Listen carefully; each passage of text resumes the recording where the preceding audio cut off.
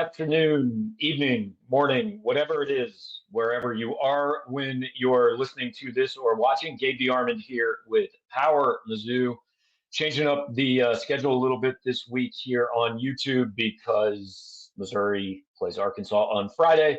Thanksgiving is Thursday. We know there might be a lot of you out there who looked at the NFL schedule and said these are terrible games.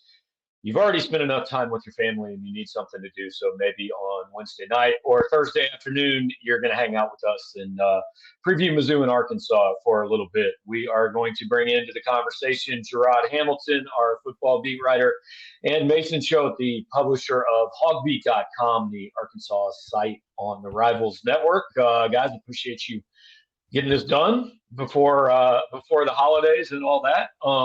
Mason, we're going to start with you, man.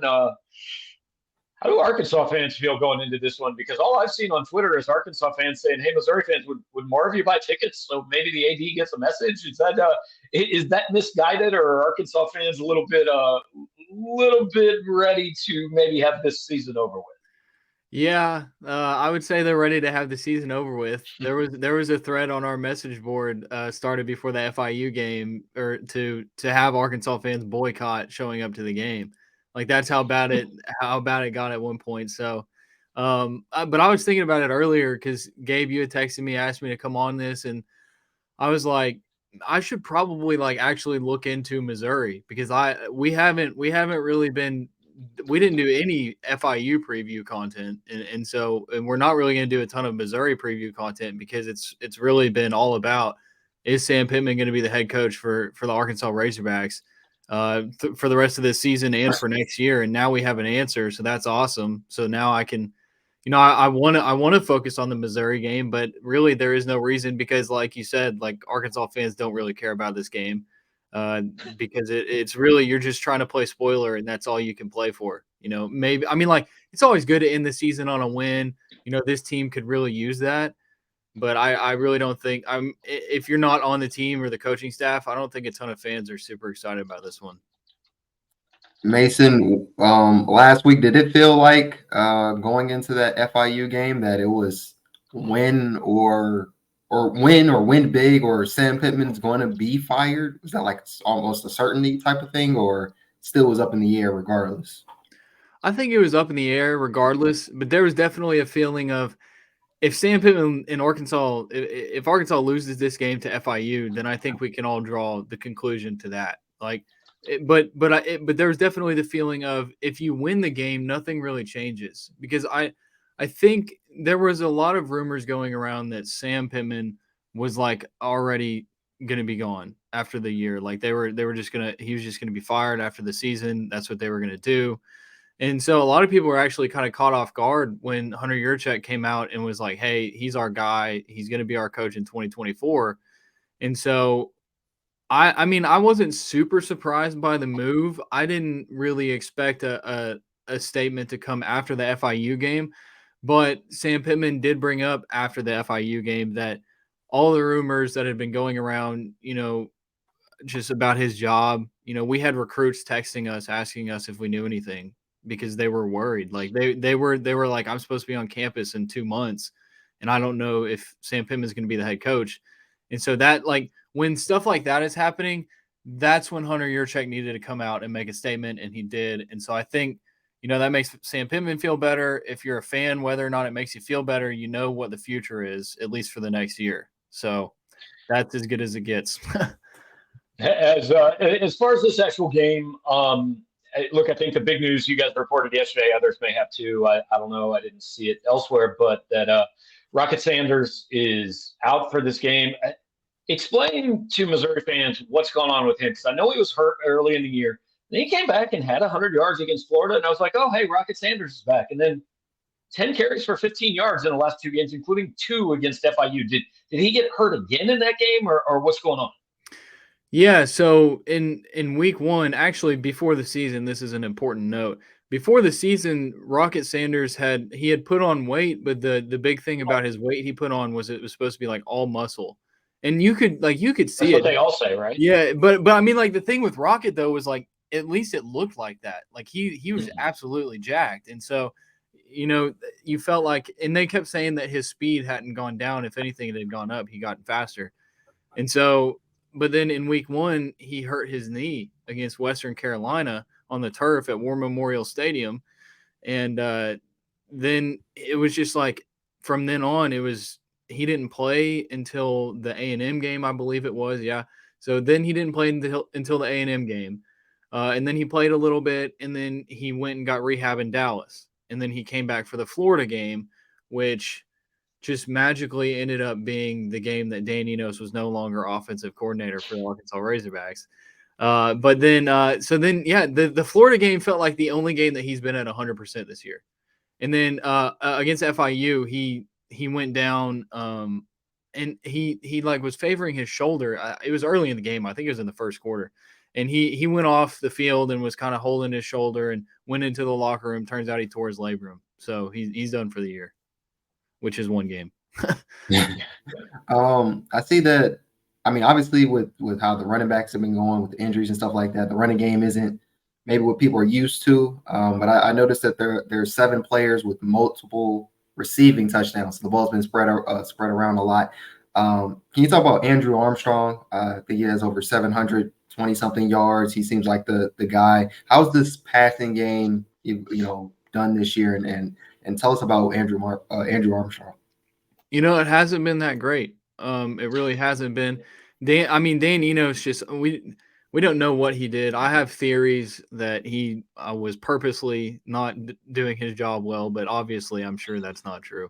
But some stuff that happened was just almost like, what? How in the world is this what happened? But either way, the passing game hasn't been great. KJ Jefferson definitely has taken a step back this year. He's thrown a career high in interceptions. Andrew Armstrong has really been the only guy in the passing game. Early in the year, it was Luke Haas, freshman tight end. He broke his clavicle against A&M. He was like freshman All-American good. Like he's going to be really good, whether it's at Arkansas or wherever he's at. He's really good. And then Ty Washington, another tight end, stepped up against Ole Miss, had 2 touchdowns, caught like 7 passes. And then I think it was the Florida game that Ty Washington, I can't even remember, maybe his dislocated shoulder, some upper extremity injury that had him out for the year. So your top 2, because they were throwing it to the tight end more than receivers. And so when those guys go down, I mean, Armstrong's really been the only guy. And he's an FCS transfer from Texas A&M Commerce, really fast, runs over 22 miles an hour. Big, he's long, he's got long arms. He's just been consistent, and the only guy who's been consistent for Arkansas, really. Nobody else has been. Isaac Teslaw, he's a guy who was supposed to be good. He looked good in fall camp. A lot of guys did. Isaiah Satania, who is like an all-world track guy. I mean, in fall camp, Isaiah Satania, nobody could guard him. Nobody could guard him in the fall. They couldn't guard him in the spring, and then they just haven't thrown the ball to him until the past 2 weeks, really. So Yeah. I don't get it. Go ahead. Yeah, let me ask one more. Something I noticed, I was doing kind of like, a roster preview things. I think it was early in the spring, and I noticed that Arkansas has another group of wide receivers that are like 6'3" and taller. Some they had last year, a lot of tall guys. Is that a Sam Pittman like go-to thing to have the tall, lanky receivers? I don't really know. I mean, the weird thing is these receivers were recruited by Kendall Briles. So I don't know how much of a factor that played in the offense not really working, that all the players were recruited for Kendall Briles. So maybe it was a Kendall Briles thing. But I mean, Tyrone Broden, a guy that I didn't even mention, he's 6'7", which I believe is tied for the tallest receiver in college football.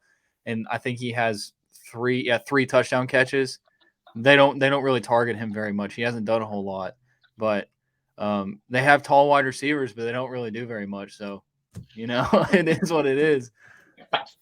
I've covered seasons like the one you're covering, man. All you can do is be a smartass sometimes. So, but what's been the situation with KJ? I mean, is it as simple as Dan Enos' offense?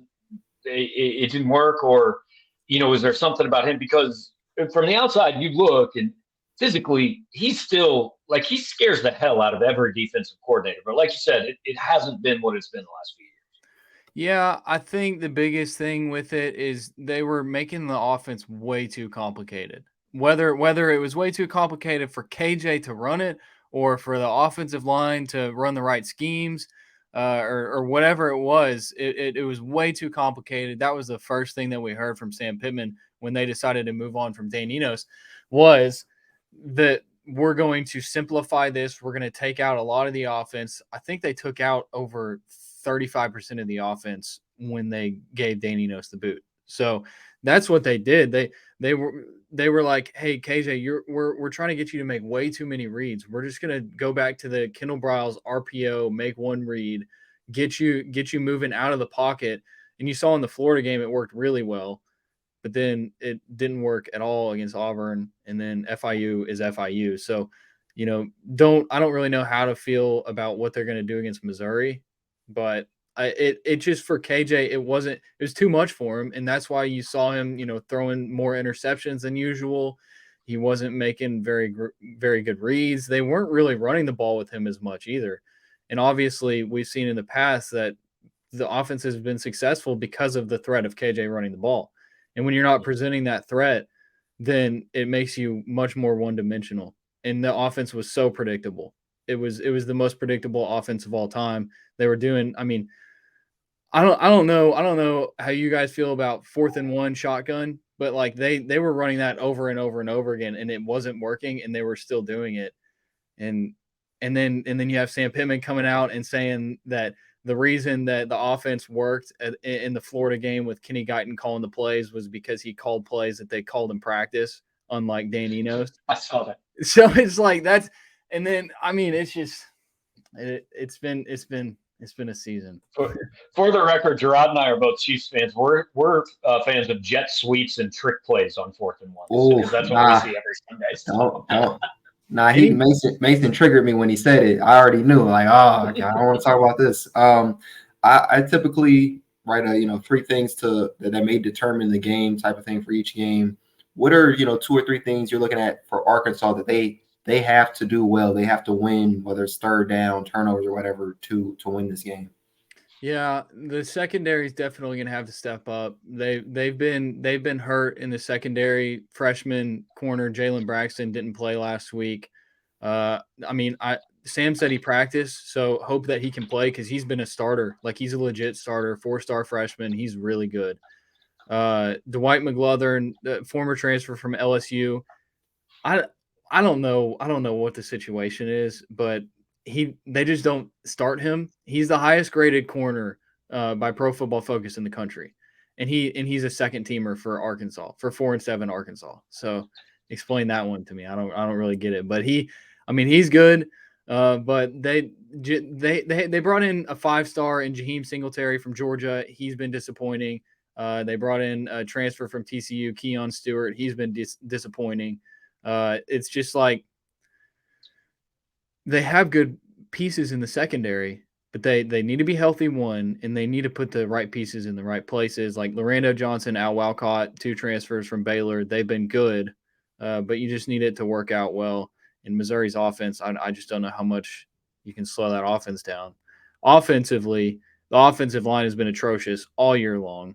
And so, I want to say I remember in the Arkansas-Missouri game last year that Arkansas's offensive line got pushed around a little bit. I know for a fact that after the game, Sam talked about getting out physical by Missouri, and then so much so that they fired the strength and conditioning coach the next day. So I'm kind of hoping that doesn't happen this time around.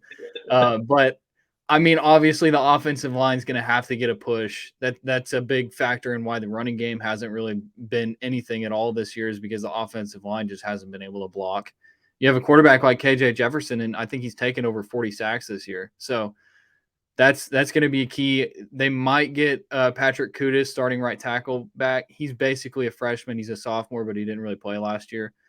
He's had a tough year, but Sam Pittman compared him to Andrew Thomas, former first-round pick from Georgia. He compared him to Andrew Thomas in the spring multiple times. So, like, Patrick Kudus is good, but the offensive line as a whole has not been good. And Patrick Kudus at times has not been good. Everybody at times has not been good. It's just, yeah.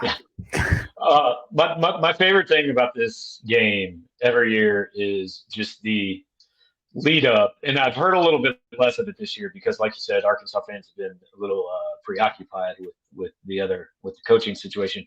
But is the lead up where most Arkansas fans spend however many number of days telling everyone that this is not a rivalry and they don't care about it. And Eli Drinkwitz leaned into it Monday and he said, I like that a lot of people don't think this is a rivalry because we think it's a rivalry. And that's one of Drink's strengths is just kind of finding something and tweaking it with the other team. I doubt there's a ton of excitement for this game this year. Missouri's won, I think it's 6 of 7. Like, what is the view going forward? We know the schedule's changing. Does Arkansas want this? I mean, it's going to be one of the 3 permanent games, I think, for both teams. But is Arkansas happy with that? They mad about it? What's the situation? I think in football you can be okay with it. I'm okay with it in football. I don't know if you guys saw my reaction to when they came out with the baseball thing in 2025 when they're going with the 2. Oh yeah. See, baseball we're a little different up here. Baseball is not a thing we follow daily. Okay, I noticed that not many Missouri fans were in my mentions very upset about me saying that. So, but as far as football goes, I mean, it is a rivalry, and I kind of hope that this.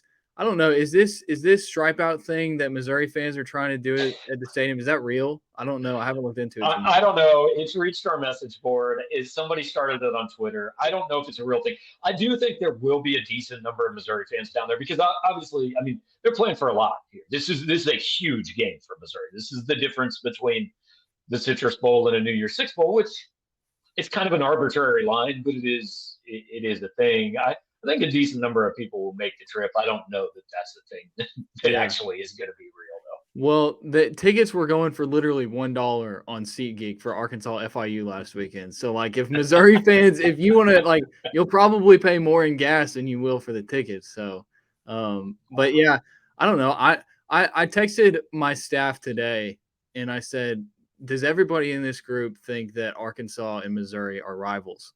Because I thought about maybe doing this story like are Arkansas and Missouri rivals, and like a staff round table, and that all of them said yes.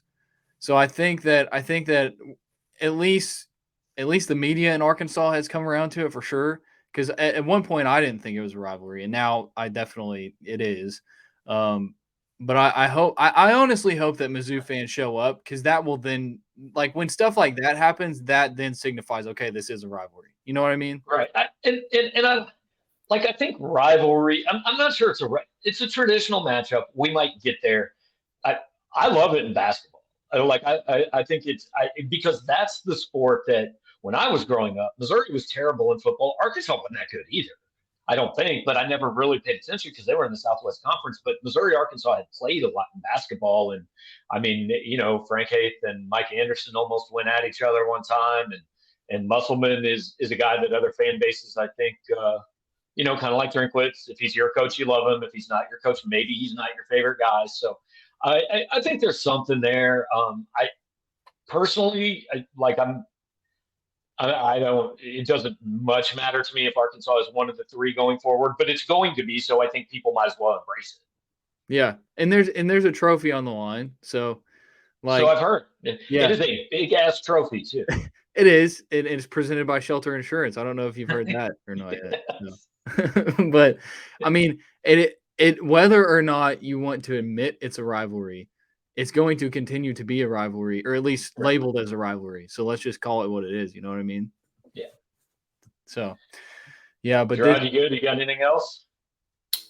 Not. Now, he answered a lot of the questions I had earlier as far as just what's going on with the program and what Arkansas needs to do for this game. Because I was talking to you on the way to the presser yesterday as far as when I look at the stats and stuff like that, and I don't tell everything, but when I look at the stats and you hear about a coach possibly being in or out, you wonder how can Arkansas find a way to win this game? And as Missouri learned last week, there are no gimmies on the schedule just because, whatever the record is, you can lose any game in the SEC.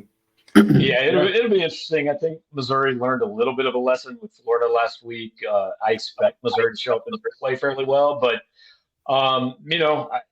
hey, weird things happen at the end of the season, and Mason, this is my view of this game. if Missouri can jump out like 14-0, I think Arkansas might be ready for the offseason. But if Arkansas can jump out or can, this is a game at halftime, KJ Jefferson's good enough to win this game. Yeah. Well, here's the thing. A few things. I have a few things to say. One, the way that Sam Pittman described Hunter Yurchek telling the team that Pittman was going to continue being coach, and he said that the players went off super excited.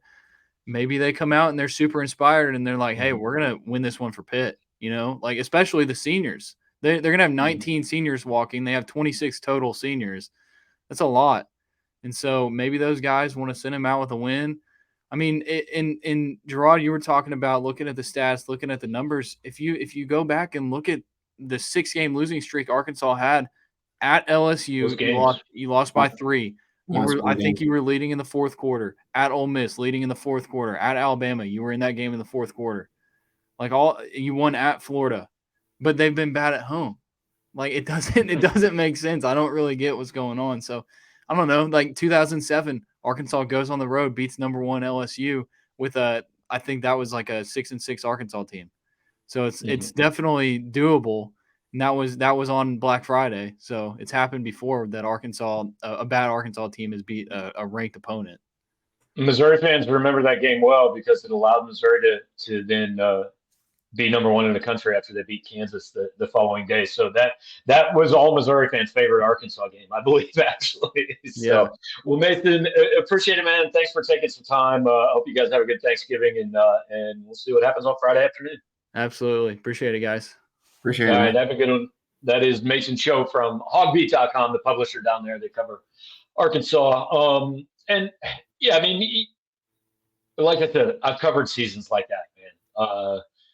But you never know how a team's going to come out the last day of the year. That maybe they're done, maybe they're ready to mail it in. But I tend to think these guys have pride, and I think I don't expect them to come out and lay down.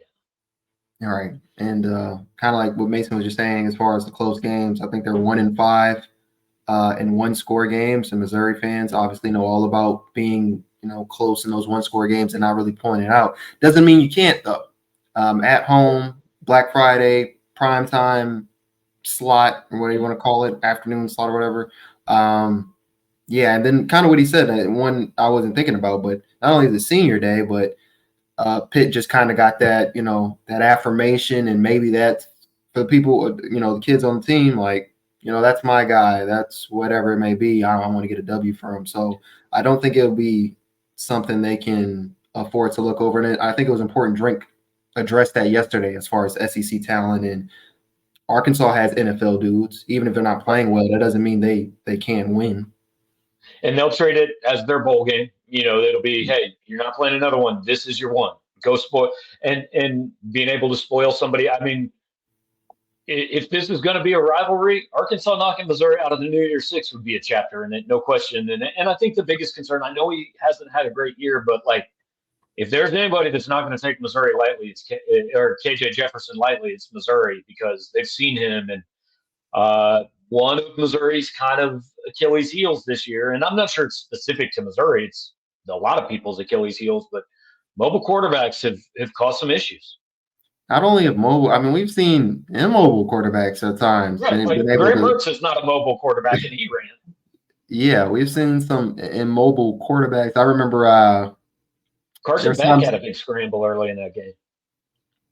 Yeah, I remember actually going all the way back to the Memphis game. Battiato, I believe, even he, a couple of times was able to get out the pocket and stuff like that.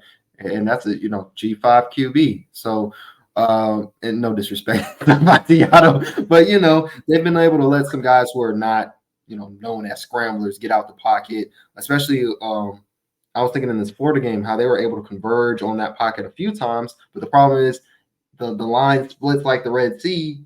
And now, 5 or 6 yards or first down or something like that. So you add a guy with some speed who is basically the same size as Johnny Walker running at you. That's not really a good thing, especially with the beat up linebackers and kind of their inconsistent play as of late. That's not something Missouri wants to deal with. Yeah, so just real quick to reset it for you guys. I mean, if Missouri wins, they're in the New Year's Six, barring complete chaos on conference championship game weekend. I mean, like 2 or 3 upsets. If they lose, I think Missouri will go to the Citrus Bowl, largely because that will move Ole Miss into the New Year Six, and because LSU went to the Citrus Bowl last year. So I don't see the Citrus Bowl taking LSU a second season in a row. So I think that probably opens up that spot in Orlando on New Year's Day for Missouri. We're getting this out to y'all on Wednesday. Beat the holiday and all that. Normally we record this show on Thursday, but I don't think my family would particularly be a fan of me recording a podcast on Thanksgiving afternoon. I don't think Jarod or I wants to. Thursday afternoon at this point, we will probably be asleep in the third quarter of Cowboys Commanders, I assume, after what's Thanksgiving dinner, man? Are you the traditional guy, or you got some weird thing that you always have every year? No, I'm pretty traditional. I'm gonna make sure I have some turkey, some greens, cranberry sauce, stuffing or dressing or whatever. I mean, me and my girlfriend was talking about this the other day, how they're different. Interchangeable to me. I don't know the difference. I'm gonna call it whatever's in my mind. I learned this one time. My wife taught me this one time. The stuffing is what was cooked inside the turkey. The dressing is what's cooked separate, like in a dish. Okay, then I feel like I have stuffing. But it's the same thing. It just matters where it was cooked. All I know is you say you'll be asleep. Yeah, well, is that the second or third game, the Cowboys game? It's the second game. They're all terrible games. It's an awful Thanksgiving. They're not great. I'll probably watch that because I won't be up too long. I'll go to sleep early, so I'll probably go to sleep some point there in the last game, so I can get ready to go to Arkansas Friday morning. Yeah, there you go. Jarod will be on hand in Fayetteville for you guys. Connor McLean's going to go down there and do video interviews for us and have sights and sounds for you. And we'll see what happens, man. Lot to be determined about this Missouri season, where they go from here for game number 13. Appreciate everybody. If you watch on the YouTube channel, like, share, subscribe, do that. If you listen on the podcast, just leave us a nice review. Plenty of stuff coming. Holiday week for you guys, busiest week of the year for us. So we're going to get out and get to it.